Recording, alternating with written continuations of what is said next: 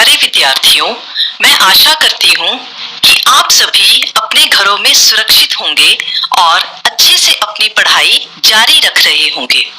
आज हम कक्षा 6 का अध्याय पौधों को जानिए का अध्ययन करेंगे। प्यारे बच्चों, आपने पहले क्या सीखा है उसके बारे में जानते हैं। हमें फल और सब्जियां कहाँ से प्राप्त होती हैं? पौधों की जड़ों से प्राप्त होने वाली सब्जियों के नाम बताओ।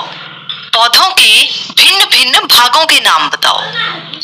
आज हम इस अध्याय में क्या सीखेंगे? शाख, झाड़ी एवं वृक्ष, तना, पत्ते, जड़, पुष्प। आओ बच्चों, अब हम शाख, झाड़ी एवं वृक्ष के बारे में जानते हैं। बच्चों, पौधे वह सजीव होते हैं जिस कारण धरती पर जीवन संभव है। पौधे हमें पुष्प, फल, सब्जियां, लकड़ी और दवाइयां प्रदान करते हैं। अपनी उपस्थिति को बनाए रखने के लिए मनुष्य और जंतु भिन्न भिन्न रूप से इनके भिन्न भिन्न भागों का प्रयोग करते हैं। पौधे के मुख्य 4 भाग हैं: जड़, तना, पत्ते और पुष्प। हर भाग का अपना अपना काम होता है। आओ अब हम तने और शाखाओं को देखें और इस आधार पर पौधों को भिन्न भिन्न वर्गों में बांटते हैं। हरे एवं कोमल तने वाले पौधे शाख और हर्ब्स कहलाते हैं। ये सामान्यतः छोटे होते हैं और अक्सर इनमें कई शाखाएं नहीं होती। कुछ पौधों में शाखाएं तने के आधार के समीप से निकलती हैं। तना कठोर होता है परंतु अधिक मोटा नहीं होता। इन्हें झाड़ी या श्रब्स कहते हैं। कुछ पौधे बहुत ऊंचे होते हैं तथा इनके तने सुदृढ़ एवं गहरे होते हैं। इनमें शाखाएं भूमि से अधिक ऊंचाई पर तने के ऊपरी भाग से निकलती हैं। इन्हें वृक्ष या ट्रीज कहते हैं। कमजोर तने वाले पौधे सीधे खड़े नहीं हो सकते और ये भूमि पर फैल जाते हैं। इन्हें विसर्पी लता कहते हैं। जबकि कुछ पौधे सहायता से ऊपर चढ़ जाते हैं। ऐसे पौधे आरोही कहलाते हैं। ये शाख, झाड़ी और पेड़ों से भिन्न हैं। तना।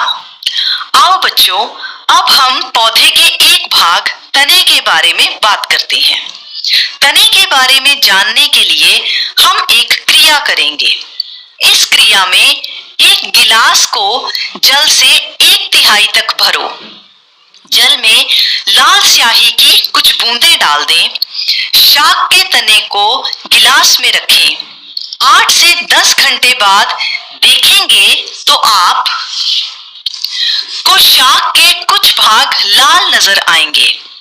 तो क्या आप बता सकते हैं कि यह लाल रंग यहाँ तक कैसे पहुंचा? तने को मोटाई में काटकर इसमें लाल रंग देखो। हम देख रहे हैं कि लाल रंग के अनेक बिंदु तने के अंदर गोल घेरे के रूप में पड़े हैं। आओ अब सफेद शाख वाले पुष्प से क्रिया करें। सफेद पुष्प वाले शाख के तने को गिलास में रखकर उसमें कुछ बूंदें लाल स्याही की डालें। दूसरे तने को लंबाई से आधी दूरी तक 2 हिस्सों में काट लें।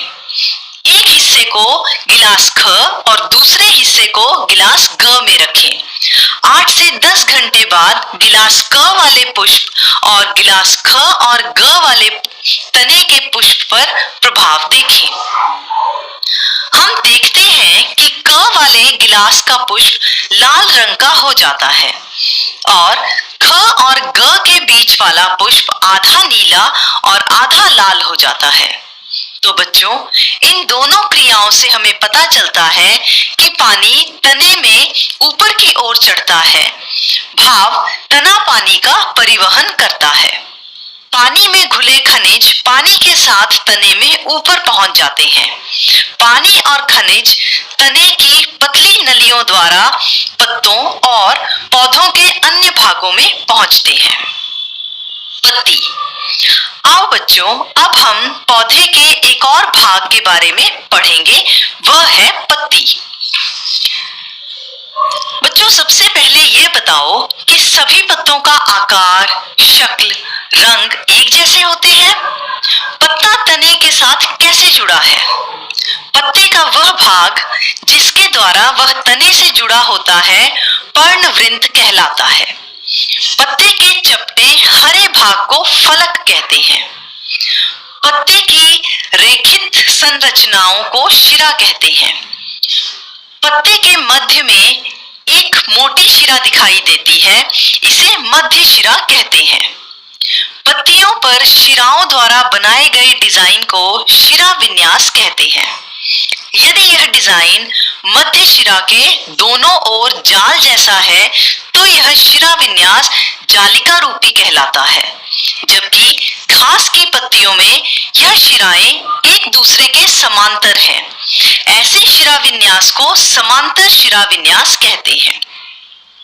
बच्चों, जैसे कि आप जानते हो कि पानी हमारे जीवन के लिए बहुत आवश्यक है, इसी तरह पौधों को जीवित रहने के लिए भी पानी जरूरी है।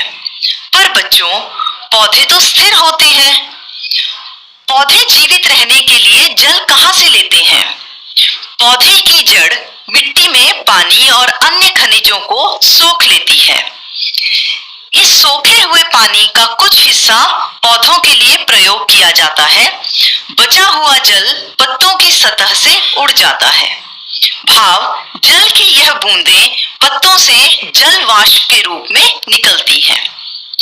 इस क्रिया को वाष्पोत्सर्जन कहते हैं। आओ बच्चों, पत्ते में होने वाले वाष्पोत्सर्जन को एक क्रिया के द्वारा जानते हैं।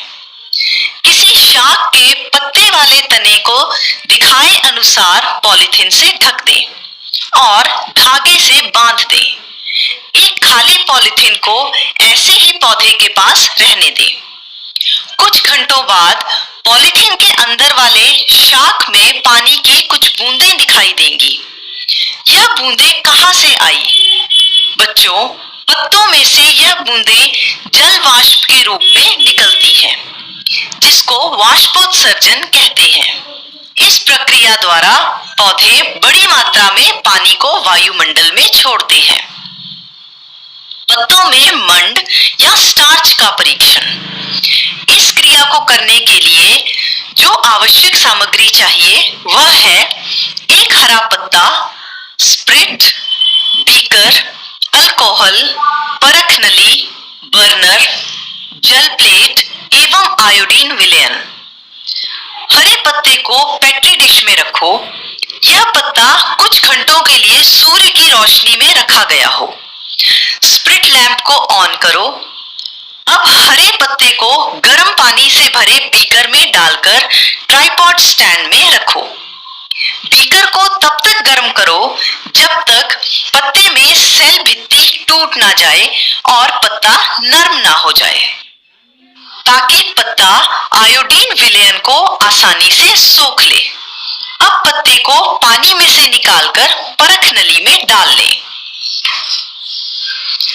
इसमें अब कुछ मात्रा में अल्कोहल डालिए, जो कि उस पत्ते को पूरी तरह से ढक ले। अब इस परख नली को वापस से गर्म पानी वाले बीकर में डाल लें और तब तक गर्म करें जब तक पत्ती का हरा रंग निकल ना जाए। पत्ती में हरा रंग पत्ती के अंदर क्लोरोफिल के कारण होता है। पत्ती को नली में से निकालकर पेट्री डिश में रखें। पत्ते के ऊपर आयोडीन विलयन की कुछ बूंदें डालें। पत्ते का काला नीला रंग हो गया है। पत्ते का काला नीला रंग स्टार्च या मंड की मौजूदगी को दर्शाता है। प्रकाश संश्लेषण क्रिया। बच्चों, क्या आप जानते हो कि पौधे अपना भोजन कैसे बनाते हैं? क्या आपने कभी अपना भोजन स्वयं बनाया है? विद्यार्थियों, क्या आपको पता है छोटे से छोटा पौधा भी अपना भोजन स्वयं तैयार करता है? पौधों द्वारा अपना भोजन स्वयं तैयार करने को प्रकाश संश्लेषण कहते हैं। आओ देखें कि पौधे अपना भोजन कैसे तैयार करते हैं। इस काम के लिए पौधों को 4 वस्तुओं की जरूरत होती है: सूर्य का प्रकाश, हवा में कार्बन डाइऑक्साइड, क्लोरोफिल तथा धरती के नीचे का पानी। प्रकाश संश्लेषण पौधों के पत्ते द्वारा किया जाता है। हर एक पौधे के पत्तों के बीच छोटे छोटे छिद्र होते हैं जिन्हें हम रंध्र या स्टोमेटा कहते हैं।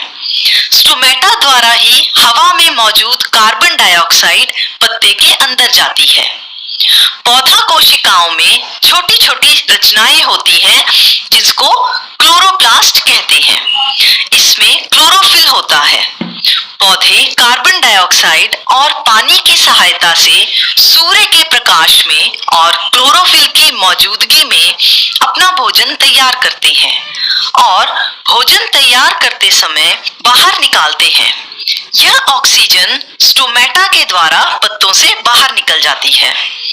बना हुआ भोजन जो कि ग्लूकोज के रूप में होता है, पौधों को पोषण देता है जिससे पौधा और भी बढ़ता है। बचा हुआ भोजन स्टार्च के रूप में जमा होता है जो कि बाद में प्रयोग किया जा सके। प्रकाश संश्लेषण वह प्रक्रम है जिसमें पौधे कार्बन डाइऑक्साइड, पानी, सूर्य प्रकाश, क्लोरोफिल की सहायता से अपना भोजन स्वयं तैयार करते हैं। जड़।